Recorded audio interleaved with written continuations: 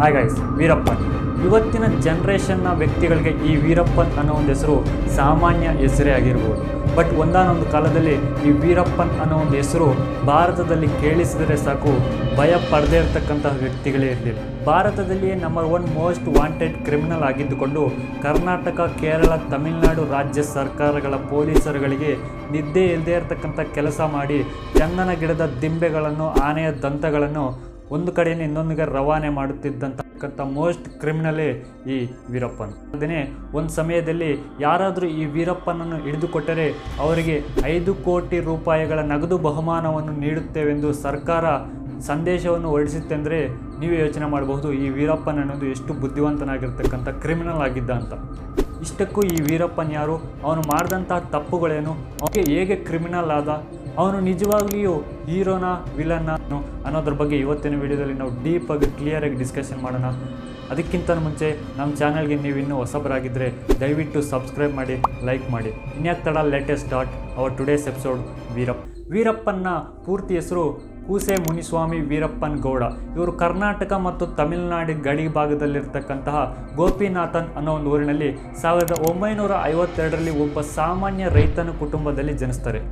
So ಇವರಿಗೆ 5 ಎಕರೆ ಜಮೀನಿದ್ದರಿಂದ ಇವರ ತಂದೆ ಹಸು ಸಾಕಾಣಿಕೆ ಮಾಡುವುದರ ಜೊತೆಗೆ ಉಳುಮೆಯನ್ನು ಮಾಡುತ್ತಾ ತಮ್ಮ ಜೀವನವನ್ನು ಸಾಗಿಸುತ್ತಿದ್ದರು. ನಂಬರ್ 2, ವೀರಪ್ಪನ್ ಯಾವಾಗ ಕ್ರಿಮಿನಲ್ ಆದ? ಸಾಮಾನ್ಯವಾಗಿ ವೀರಪ್ಪನ್ ಒಬ್ಬ ಸಾಮಾನ್ಯ ಕುಟುಂಬವೊಂದರಲ್ಲಿ ಜನಿಸಿದರೂ ಸಹ ಚಿಕ್ಕ ವಯಸ್ಸಿನಲ್ಲಿಯೇ ನಾನಾ ರೀತಿಯ ಕ್ರಿಮಿನಲ್ ಕೆಲಸಗಳಲ್ಲಿ ಭಾಗವಹಿಸಿದ್ದ. ಸೊ ಇವರ ತಂದೆಗೆ ಸಾಲ್ವಾಯ್ ಗೌಂಡರ್ ಅನ್ನೋ ಒಬ್ಬ ವ್ಯಕ್ತಿ ಪರಿಚಯವಿದ್ದ.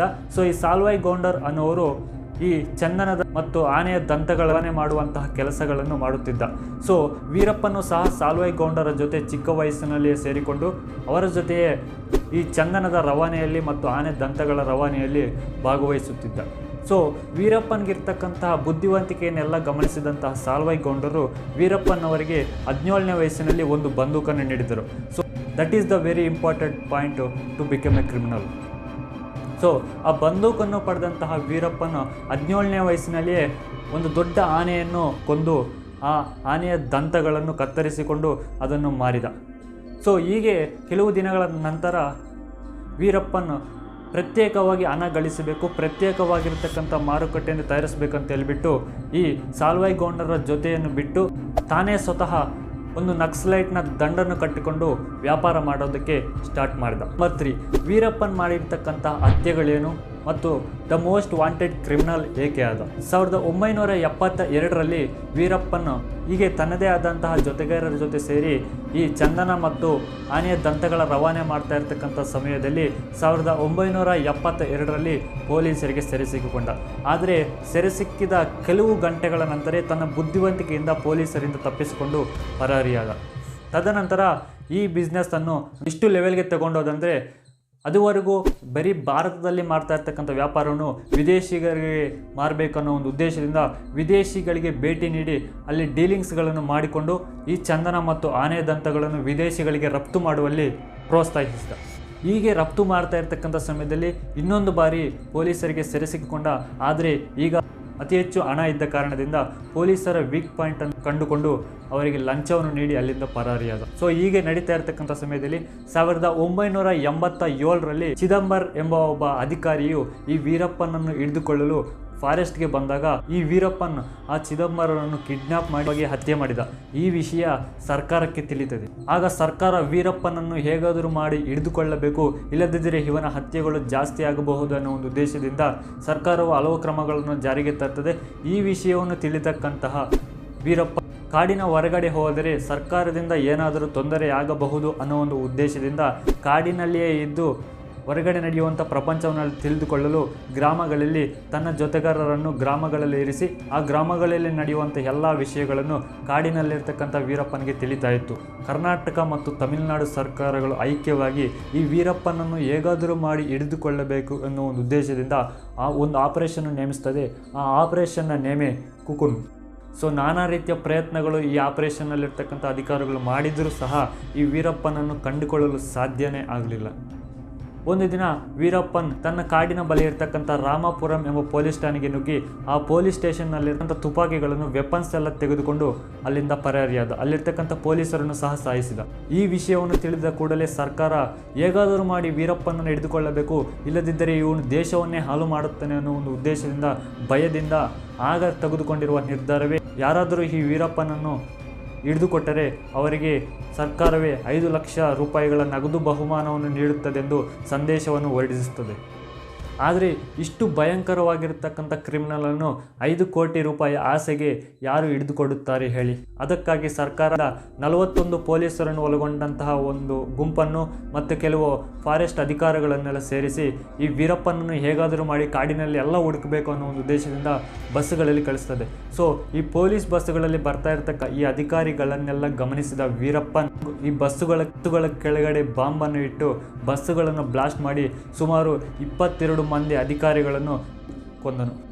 ಇದನ್ನು ಗಮನಿಸಿದಂತಹ ಸರ್ಕಾರ ವೀರಪ್ಪನ್ ವಾಸಿಸುವಂತಹ ಕಾಡಿನ ಪಕ್ಕದಲ್ಲಿರ್ತಕ್ಕಂಥ ಸತ್ಯಮಂಗಲ್ ಗ್ರಾಮಗಳಿಗೆ ಪೊಲೀಸರನ್ನು ಕಳಿಸಿ ಅಲ್ಲಿ ಯಾರಾದರೂ ಅನುಮಾನಾಸ್ಪದದಲ್ಲಿ ಕಾಣಿಸಿದರೆ ಅವರನ್ನು ಅಲ್ಲಿಯೇ ತಕ್ಷಣ ಕೊಲ್ಲಬೇಕೆಂದು ಆದೇಶಿಸಿತು. ಆಗ ಪೊಲೀಸರು ಸತ್ಯಮಂಗಲ ಗ್ರಾಮಕ್ಕೆ ನುಗ್ಗಿ ಆ ಗ್ರಾಮದಲ್ಲಿರ್ತಕ್ಕಂಥ ಯಾರಾದರೂ ಅನುಮಾನದಲ್ಲಿ ಕಾಣಿಸಿದರೆ ಅವರನ್ನು ಅಲ್ಲಿಯೇ ಶೂಟ್ ಮಾಡಿ ಕೊಲ್ಲಲಾಯಿತು. ಇದರಿಂದ ಕೋಪಗೊಂಡಂತಹ ವೀರಪ್ಪನ್ ನಮ್ಮ ಕರ್ನಾಟಕದ ಹಿರಿಯ ಹೆಮ್ಮೆಯ ನಟರಾಗಿರ್ತಕ್ಕಂತಹ ಡಾಕ್ಟರ್ ರಾಜ್ಕುಮಾರ್ ಅವರನ್ನು ಈ ವೀರಪ್ಪನ್ನು ಕಿಡ್ನಾಪ್ ಮಾಡಿದ. ಸೊ ಈ ವಿಷಯವನ್ನು ತಿಳಿದಂತಹ ಸರ್ಕಾರ, ಈ ವಿಷಯವನ್ನು ತಿಳಿದಂತಹ ಕರ್ನಾಟಕದ ಜನತೆ ಆಶ್ಚರ್ಯಗೊಳಗಾದರು. ರಾಜ್ಕುಮಾರ್ ರವರ ಅಭಿಮಾನಿಗಳು, ಈ ಚಲನಚಿತ್ರದ ಅಭಿಮಾನಿಗಳೆಲ್ಲ ಬಂದೋಬಸ್ತುಗಳೆಲ್ಲ ಮಾಡಿದರು. ಇದನ್ನೆಲ್ಲ ಗಮನಿಸಿದಂತಹ ವೀರಪ್ಪನ್ ಕೊನೆಗೆ ಒಂದು ಸಂದೇಶವನ್ನು ಸರ್ಕಾರಕ್ಕೆ ಕಳುಹಿಸಿದ. ಆ ಸಂದೇಶದಲ್ಲಿ ಮಾಹಿತಿ ಏನಿತ್ತೆಂದರೆ, ಕಾವೇರಿ ಜಲ ವಿವಾದದಲ್ಲಿ ತಮಿಳುನಾಡಿಗೆ ನ್ಯಾಯವನ್ನು ಮಾಡಬೇಕು, ತಮಿಳು ಭಾಷೆಯನ್ನು ಕರ್ನಾಟಕದ ದ್ವಿತೀಯ ಪ್ರಮುಖ ಭಾಷೆಯನ್ನಾಗಿ ಮಾಡಬೇಕಂತ ಹೇಳಿದರು. ನಂತರ ಕರ್ನಾಟಕದ ಪೊಲೀಸ್ ಠಾಣೆಗಳಲ್ಲಿ ಬಂಧಿಸಿರ್ತಕ್ಕಂಥ ಕೆಲವೊಬ್ಬ ತಮಿಳಿಯರನ್ನು ಬಿಡುಗಡೆ ಮಾಡಬೇಕೆಂಬ ಒಂದು ಬೇಡಿಕೆಯನ್ನು ನೀಡಿದ್ದ. 108 ದಿನಗಳ ಬಳಿಕ ಡಾಕ್ಟರ್ ರಾಜ್ಕುಮಾರ್ ಅವರನ್ನು ವೀರಪ್ಪನವರು ಕ್ಷೇಮವಾಗಿ ಕರ್ನಾಟಕದ ಜನತೆಗೆ ತಲುಪಿಸಿದರು. ಆದರೂ ಸಹ ಈ ವೀರಪ್ಪನನ್ನು ಹಿಡಿಯೋದಕ್ಕೆ ಸಾಧ್ಯ ಆಗಲಿಲ್ಲ. ಸೊ ಈಗಿರ್ತಕ್ಕಂಥ ಸಮಯದಲ್ಲಿ ಕೆ ವಿಜಯಕುಮಾರ್ ಎಂಬ ಒಬ್ಬ ನಾಯಕತ್ವದಲ್ಲಿ ಈ ಆಪರೇಷನ್ ಕುಕುಮ್ ಮುಂದುವರಿಯುತ್ತದೆ. ಆಪರೇಷನ್ ಕುಕುಮ್ಗೆ ಇರ್ತಕ್ಕಂಥ ಎಲ್ಲ ಪ್ಲಾನ್ಸ್ಗಳನ್ನು ಸಂಪೂರ್ಣವಾಗಿ ಬದಲಾಯಿಸಿ ಆ ವೀರಪ್ಪನ್ ವಾಸಿಸ್ತಾ ಇರ್ತಕ್ಕಂಥ ಕಾಡಿನ ಬಳಿ ಒಂದು ಗ್ರಾಮದಲ್ಲಿ ಆಂಬುಲೆನ್ಸನ್ನು ಇರಿಸಿ ಆ ಆಂಬುಲೆನ್ಸ್ ಡ್ರೈವರನ್ನಾಗಿ ಒಬ್ಬ ಪೊಲೀಸ್ ಅಧಿಕಾರಿಯನ್ನು ನೇಮಿಸಿದ. ಸೊ ಆ ಪೊಲೀಸ್ ಅಧಿಕಾರಿಯು ಆ ಗ್ರಾಮದಲ್ಲಿ ಆಗು ಹೋಗುಗಳ ಬಗ್ಗೆ ಎಲ್ಲವನ್ನು ಗಮನಿಸಿ ಆ ಒಂದು ಸಂದೇಶವನ್ನು ಕೆ ವಿಜಯಕುಮಾರ್ ಅವರಿಗೆ ತಲುಪಿಸ್ತಾ ಇದ್ದ. ಸೊ ಹೀಗೆ ವೀರಪ್ಪನ್ರವರ ಗುಂಪಿಗೂ ಸಹ ಸೇರಿಕೊಂಡು ವೀರಪ್ಪನ್ರವರಿಗೆ ಬೇಕಾಗಿರ್ತಕ್ಕಂಥ ಎಲ್ಲ ಸಾಮಗ್ರಿಗಳನ್ನು ತಂದುಕೊಟ್ಟು ವೀರಪ್ಪನ್ರವರಿಗೆ ಬೇಕಾಗಿರ್ತಕ್ಕಂಥ ಎಲ್ಲ ಸೌಲಭ್ಯಗಳನ್ನು ನೀಡಿ ಕೊನೆಗೆ ವೀರಪ್ಪನ್ರವರ ಜೊತೆ ಉತ್ತಮ ಸಂಬಂಧವನ್ನು ಬೆಳೆಸಿಕೊಂಡ. ತದನಂತರ ಒಂದು ದಿನ ವೀರಪ್ಪನವರಿಗೆ ಕಣ್ಣು ಸರಿಯಾಗಿ ಕಾಣದೇ ಇರತಕ್ಕಂಥ ಸಮಯದಲ್ಲಿ, ನಿನ್ನ ಕಣ್ಣಿಗೆ ಏನಾದರೂ ಅಪಾಯವಾಗಬಹುದು, ನಾನು ಉತ್ತಮವಾಗಿರ್ತಕ್ಕಂಥ ಆಸ್ಪತ್ರೆಗೆ ಯಾರಿಗೂ ಗೊತ್ತಿಲ್ಲದ ರೀತಿ ಕರೆದುಕೊಂಡು ಹೋಗುತ್ತೇನೆ ಅನ್ನೋ ಒಂದು ಮಾತನ್ನು ಹೇಳಿ ವೀರಪ್ಪನವರಿಗೆ ಆ ನಂಬಿಕೆಯನ್ನು ನೀಡಿ ಆಂಬುಲೆನ್ಸ್ನಲ್ಲಿ ವೀರಪ್ಪನವರು ಕರೆದುಕೊಂಡು ಕೆ ವಿಜಯಕುಮಾರ್ ಅವರು ತಿಳಿಸಿರ್ತಕ್ಕಂಥ ಪ್ರದೇಶಕ್ಕೆ ಅಥವಾ ಪ್ಲೇಸ್ಗೆ ಆ ಒಬ್ಬ ಆಂಬುಲೆನ್ಸ್ ಡ್ರೈವರ್ ಕರೆದುಕೊಂಡು ಬಂದು ಅಲ್ಲಿ ಆಂಬುಲೆನ್ಸನ್ನು ನಿಲ್ಲಿಸಿ ಅಲ್ಲಿಂದ ಡ್ರೈವರ್ ಪರಾರಿಯಾದ. ಬಟ್ ವೀರಪ್ಪನವರು ಒಳಗಡೆನೇ ಇರತಕ್ಕಂಥ ದೃಶ್ಯವನ್ನು ಗಮನಿಸಿದ ಪೊಲೀಸರೆಲ್ಲ ಗುಂಡಿನ ತುಪಾಕಿಯನ್ನು ಹಾರಿಸಿದರು. ಆ ಒಂದು ಶೂಟೌಟ್ನಲ್ಲಿಯೇ ವೀರಪ್ಪನವರ ಮರಣವಾಯಿತು. ಕೊನೆಯದಾಗಿ ವೀರಪ್ಪನ್ ಒಳ್ಳೆಯವರ ಕೆಟ್ಟವರ? ಸೊ ನಮ್ಮ ದೃಷ್ಟಿಯಲ್ಲಿ ವೀರಪ್ಪನ್ ಎಂಬುವರು ಬಹಳ ಕೆಟ್ಟವರು. ಆದರೆ ಆ ವೀರಪ್ಪನ ಸೇವೆ ಪಡೆದಿರ್ತಕ್ಕಂಥ ಜನರಿಗೆ ಆ ವೀರಪ್ಪನ್ ಒಬ್ಬ ರಾಬಿನ್ ಹುಕ್ ಅಥವಾ ದೇವರು ಅಂತಲೇ ಹೇಳ್ಬೋದು. ಸೊ ಈ ವೀರಪ್ಪನ್ ಕೆಟ್ಟ ಕೆಲಸಗಳಲ್ಲಿ ಬಂದಿರತಕ್ಕಂಥ ಆದಾಯವನ್ನು ತಮ್ಮ ಗ್ರಾಮದ ಅಭಿವೃದ್ಧಿಗಾಗಿ, ದೇವಸ್ಥಾನದ ನಿರ್ಮಾಣಕ್ಕೆ, ಆಸ್ಪತ್ರೆಯ ನಿರ್ಮಾಣಕ್ಕೆ, ಸೊ ಕೆಲವು ವಿದ್ಯಾರ್ಥಿಗಳ ವಿದ್ಯಾಭ್ಯಾಸಕ್ಕಾಗಿ ಆ ಆದಾಯವನ್ನು ಅತಿ ಹೆಚ್ಚು ಬಳಸುತ್ತಿದ್ದ. ಸೊ ಹೀಗಾಗಿ ಸತ್ಯಮಂಗಲ್ ಗ್ರಾಮಕ್ಕೆ ವೀರಪ್ಪನ್ ಎಂಬುವರು ಒಬ್ಬ ದೊಡ್ಡ ದೇವರು. ಆದರೆ ನಮ್ಮಂಥವರಿಗೆ ಈ ವೀರಪ್ಪನ್ ಎಂಬುವರು ಅತಿ ದೊಡ್ಡ ವಿಲನ್. ಏಕೆಂದರೆ ಚಂದನದ ಮಾರಾಟ ಮತ್ತು ಆನೆಯ ದಂತಗಳನ್ನು ಮಾರಾಟ ಮಾಡುವುದು ಅತಿ ದೊಡ್ಡ ಕ್ರಿಮಿನಲ್ ಕೆಲಸ ಆಗಿದ್ದರಿಂದ, ಸೊ ಈ ಕ್ರಿಮಿನಲ್ ಕೆಲಸಗಳಲ್ಲಿ ಆದಾಯವನ್ನು ಗಳಿಸುತ್ತಿರ್ತಕ್ಕಂತಹ ವೀರಪ್ಪನ್ ನಮ್ಮ ದೃಷ್ಟಿಯಲ್ಲಿ ಬಹಳ ದೊಡ್ಡ ಕೆಟ್ಟವನು.